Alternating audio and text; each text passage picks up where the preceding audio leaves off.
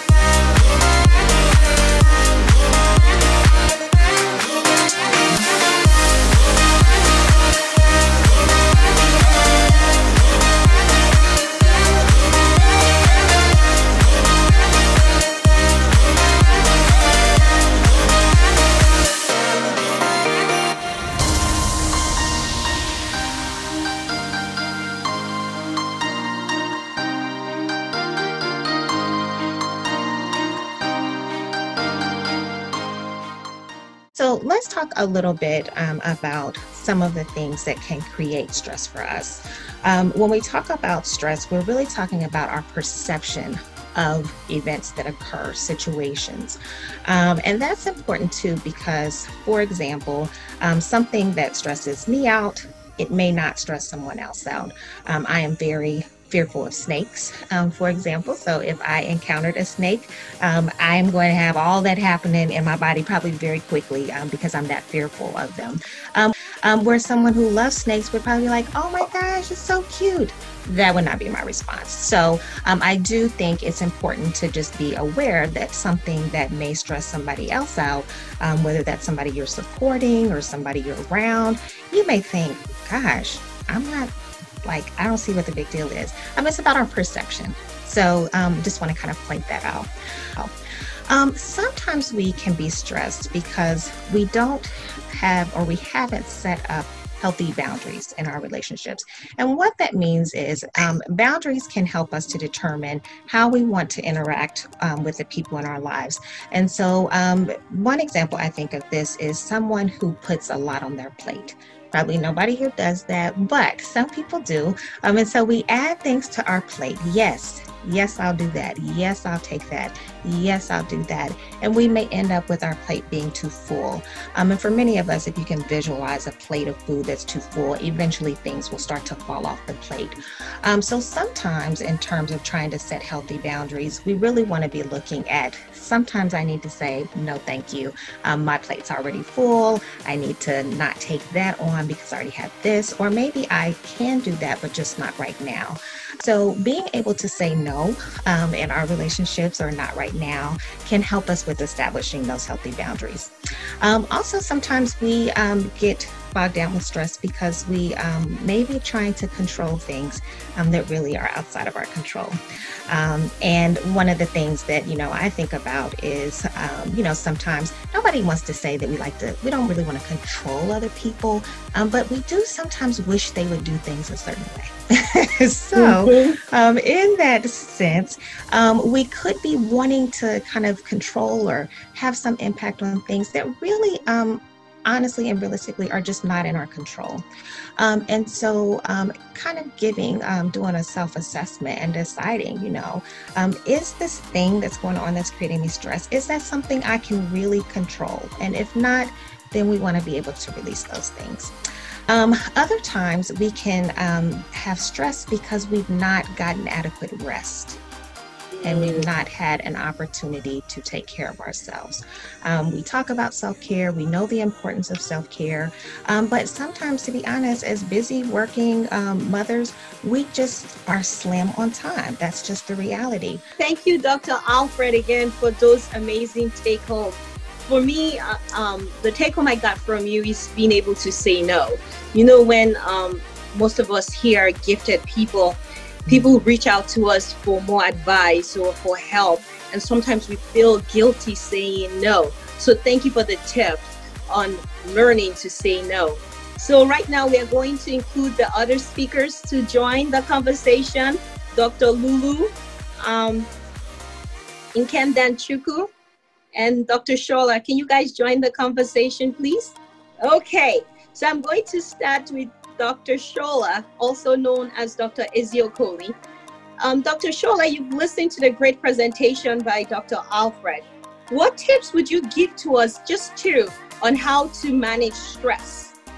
The big one I'm going to focus on is being able to say no, okay? Now, for example, a lot of people look at me and like, oh my God, you do so many things. You do this, you do that, you do this, you do that. You do so many things. How do you manage it all? I said, actually, I only do two things. I speak and I write. It's like, well, you're in this event, you're going to speak here, you're coaching people, we see all your write-ups, your posts, your this, your that. I said, I speak and I write. And I don't do too much of everything else. Let me share a story with you. The other day, somebody reached out to me. I hadn't heard from her in a while. And for those that don't know, I'm also an author coach. So, sometimes when you have a gift or a talent, people want to tap into it, but don't want to either pay the requisite fees or, basically don't want to do it properly.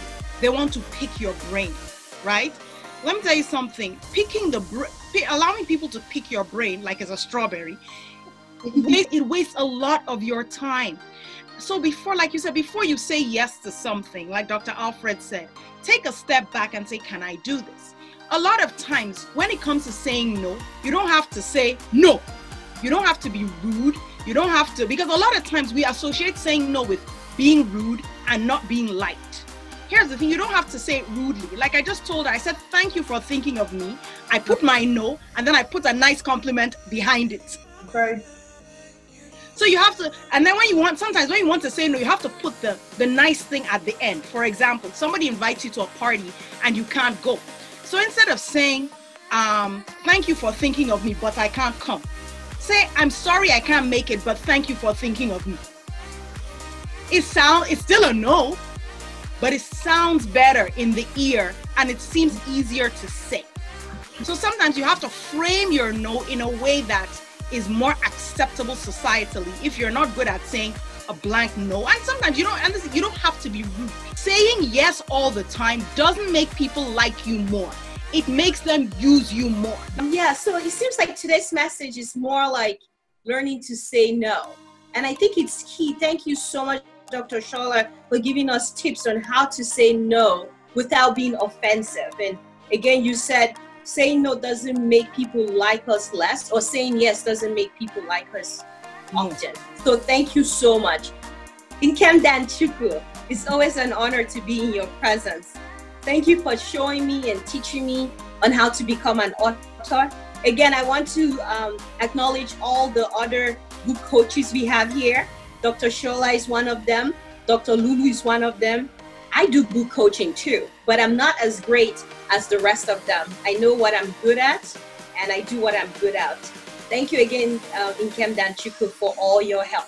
So the attention is going to turn to you now. What are some tips for managing stress? I know you're a single mom of 4. You have so much on your plate, but you know how to handle things very well. So for stress, I don't think any person who says or believes that he or she has all the remedies or the tips on how to manage stress. I don't think that person has been given birth to yet. So for me, I learn each day to take a deep breath. I take a deep breath. When we try to catch our breath, it means that we are doing too much. So when we're doing too much, then our breath will start running away from us. So when your breath is trying to run away from you, you have to find a way to pause and catch your breath. For me, I'm a strong believer in God. I don't know how to quote the Bible and all that, but I do have a good relationship. I like to believe that I have a good relationship with God. So a lot of times when I am overwhelmed or overstressed, I actually seek His help by asking Him for the grace for me to be able to manage the stress I'm going through. You have to find those things that can help you to relax when you're stressed out. If it's music, I can dance, but I still try, You dance to the music you like, you listen to relaxation music, you soak yourself in a tub, you watch a movie. For me, I like to cook. So I cook, and you just have to know what works for you. What works for A during stress doesn't mean it's going to work for me, so you just have to know what works for you. If I know that when I talk to you on the phone, anytime I talk to you, you drain me, I promise you, when you call me next time, I'm not going to take the call. Thank you so much, Nkem Danchukwu, again for those tips. The tips of taking a deep breath, pausing, and actually knowing when to consult your tribe. You said your tribe, you mentioned your Fantastic 4, who coached you and prevented you from going off on an inappropriate conversation. Thank you for sharing that. The next person that would join this dialogue is our Dr. Lulu. Dr. Lulu, Nkem Danchukwu has told us that coping mechanism for stress should be subjective. Can you give us some more options on how you manage stress? I know you have 3 boys, very smart and intelligent boys. So go ahead and give us some tips. What's going on, y'all? My name is Dr. Lulu, aka the Momatrician. Yes, if you are sleepy, you better wake up because it's about to go down. That's what I'm talking about. Yes. I don't know. Am I the anchor leg? Is that what I am? Anchor leg? Yes. Okay. Nigerian me. Anchor leg is the one that takes it home. Okay, let's do that. So what do I do when I'm stressed out? Honestly, I don't have a pattern. For me, it depends on what's causing the stress. For real, you know how they say is the why? For me, it depends on what's causing the stress. And that is how I react to my stress, depending on what's causing the stress. So, quick question. I took my son to school yesterday, my middleman child, like I like to call him. We took him to school yesterday. Was I stressed out? Hell to the no. I was stressed out as his mother, sending him to school, to college during the pandemic. But he said to me over and over again, say, Mom, I have enough masks. I have enough hand sanitizers. I have enough. I know I'm not supposed to just go and just have a ball with people. So I know what to do. He's 20 years old. I have to believe that he knows that I've given him the right flag and he's going to fly it right. So he said, Mom, I get this many times. In other words, that source of stress of sending my child off to college during the pandemic, when I went and analyzed it, I realized no matter what I do, he needs to go back to college. He's been home since March when he came home for spring break. So he's put everything in place to do the right thing. At this point, I gotta let him go. So once I analyzed that, the source of that stress, and I realized that it's not anything that I can do today to make him, first of all, change his mind. Second of all, not get the virus if he's gonna get it. But you know, it's like driving a car, right? You can do everything in your power and drive at the speed limit. You're not distracted. You have your seatbelt on, but the oncoming vehicle might not do what they're supposed to do. So your part is to prevent the worst outcome from your own end. Amazing, amazing, Dr. Lulu. Thank you so much for your speech, for anchoring us and getting us here. Again, you guys, Healthy and Uplifted was started because I want other women to meet the kind of women I surround myself with. It's intentional. If you want to be successful, you want to be happy, you gotta surround yourself with greatness. So Healthy and Uplifted allows you to meet these amazing women that I surround myself with. So thank you, Dr. Lulu. You've said one important skill set: always prepare. Again, yes, the caveat is how can we prepare for COVID-19? I get it. I get it. This is an unforeseeable pandemic, but there's still skill set underneath that we can use to cope successfully. I'm going to turn the attention now to Latasha Cleveland. Latasha will be reading out some questions that were posed by our attendees. All right, Dr. Zuma, we have one question from Samuel. I need Dr. Alfred and Dr. Shola, because the question is pertaining to if you're a beginner saying no, and people are used to you being the person that accepts anything, do you just say no when you first begin? Or is there a better way of addressing saying no? So here's the thing. There's a saying that goes, can you all hear me? Okay, yeah. Mm-hmm. There's a saying that goes, everything you want is outside of your comfort zone. So you can continue to be used and to be resentful and to be angry and stressed and annoyed because you won't say no, or you can be like, you know what? I'm going to decide to prioritize myself, which again, I actually have a talk on stress management. And the number one point on that talk was put yourself first. They're like, oh, what? Yes, sometimes you have to put yourself first. So a lot of times, because the reason why we're very hesitant to say no is because you're not a priority to yourself. This may sound harsh, but the truth is that you have to center your own self in your own life. And then everything is an offshoot of that. So you're living from your own priorities, your own principles, your own thing versus what will everybody say. If you're living from a place of what will everybody say, you will find it very, very hard to say no. Now, as a beginner, you have to be prepared for some level of pushback, but it's okay. Do you know why? Because anybody that doesn't like your no, doesn't want a relationship with you, they just want your compliance. And now you've given them a test to see who your real friends are. And then guess what will happen? Some people, by the time you stop saying yes, yes, yes, yes, yes, yes, yes, yes, yes, yes, yes, yes, yes, they will carry themselves and they will shuffle off. And guess what's going to happen then? Then you start to attract real people, people who like you for you, people who are not toxic, people who are not trying to use you up and down. It's a higher level of living. You have to find creative ways of saying no. You have to be prepared to offend some people. But remember this, people will always criticize, and there's nothing, you can't please everybody. You can't do everything, be everywhere, or please everyone. When you realize that you can't please everyone, look, you can't please everyone. You're not tequila and you're not jollof rice. So don't even aim to think that you're going to please everyone.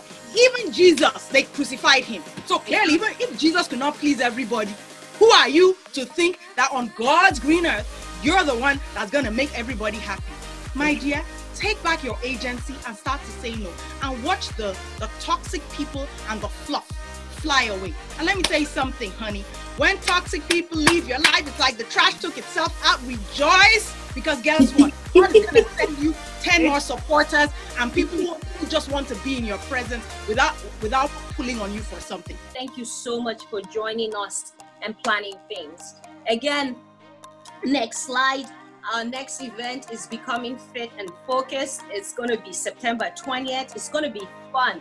We're going to have a fitness guru present. We're going to have health coach present. We're going to have nutritionists present.